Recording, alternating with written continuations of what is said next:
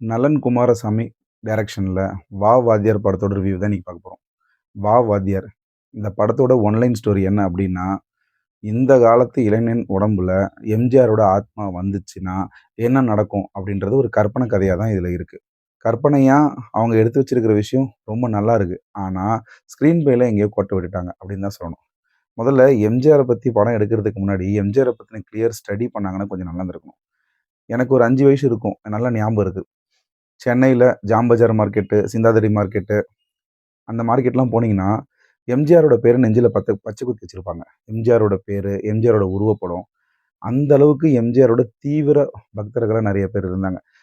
இன்னும் கொஞ்சம் clear study பண்ணி எம்ஜிஆரை பத்தி எடுத்திருந்தாங்கன்னா, இந்த காலத்து ஜென்சி கிட்ஸுக்கு அவர் யாரு, எப்பேர்ப்பட்டவரு அப்படின்ற விஷயம் தெரிய வந்திருக்கும். அது என்னமோ இந்த ஜெனரேஷனுக்கு அத சொல்ல தவற விட்டுட்டாங்களோ அப்படின்ற மாரி. எங்கேயோ ஏதோ ஒரு இடத்துல கோட்டை விட்டுட்டாங்க. அவங்க நினைச்சது வரல அப்படின்னு தான் நினைச்சாங்க.